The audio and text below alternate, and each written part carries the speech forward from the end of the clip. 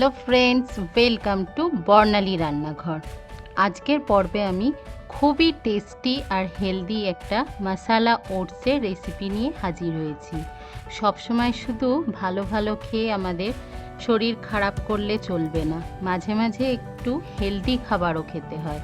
কিন্তু সেই খাবারটা যদি হেলদি আর টেস্টি দুটোই হয় তাহলে কেমন হয়?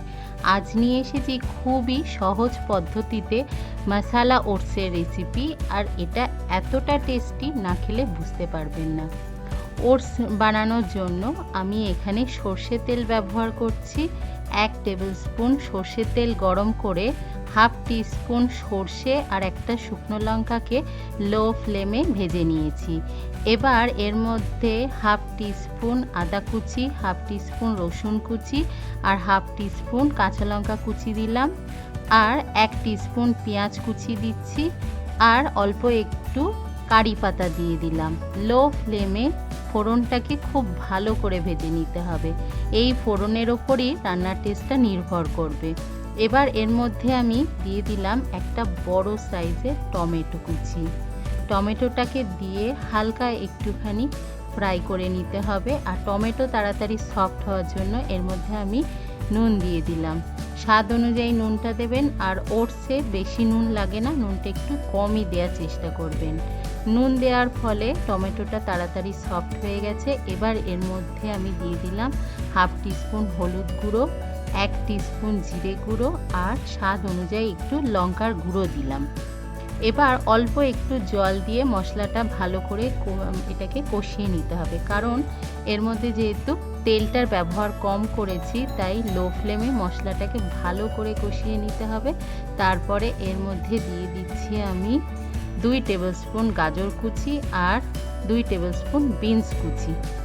মশলার সাথে গাজর আর বিনসটাকে একটু কষিয়ে নিতে হবে। গাজর আর বিনস রান্না হতে বেশি সময় লাগে না, খুব তাড়াতাড়ি কুকড হয়ে যায়। গাজর আর বিনসটাকে ভালো করে কষিয়ে নেওয়া হয়ে গেছে। এবার এর মধ্যে আমি দিয়ে দেব ওটস। এখানে আমি 30 গ্রাম ওটস নিয়েছি। ওটসটাকে দিয়ে দিলাম, আর সেই সাথে দিয়ে দিচ্ছি আমি 2 কাপ জল। ওটসে জল একটু বেশি দিতে হয়, কারণ ওটস খুব তাড়াতাড়ি জল টেনে নেয়। আর অবশ্যই এটাকে সুসেদ্ধ করতে হবে, খুব বেশি সময় লাগে না। আমি মিডিয়াম ফ্লেমে 10 মিনিটের জন্য ঢেকে রাখছি। 10 মিনিট পরে আমি ঢাকনাটা খুলে নিলাম, আর দেখুন এখন আমাদের মশালা ওটস একেবারে রেডি হয়ে গেছে। এবার আমি ধনে পাতা কুচি ছড়িয়ে গরম গরম এটা পরিবেশন করব। খুবই চটজলদি বানানো যায় এই মশালা ওটস। অবশ্যই এই টেস্টি আর হেলদি মশালা ওটসের রেসিপিটা অবশ্যই ট্রাই করবেন। ওটসে আছে কিছু প্রোটিন আছে, আর অবশ্যই কার্বোহাইড্রেট, কিন্তু এটা গ্লুটেন ফ্রি।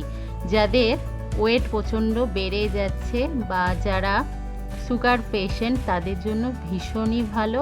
আর ওটস কিন্তু আমাদের ওজন কমাতেও সাহায্য করে। তাই অবশ্যই আজকের এই মশালা ওটসের রেসিপিটা বানাবেন, আর আপনাদের কেমন লেগেছে আমাকে কমেন্ট করে জানাতে ভুলবেন না। দেখা হবে আবার পরের রেসিপির সাথে। সবাই ভালো থাকবেন, ভালো খান, সুস্থ থাকুন। বাই।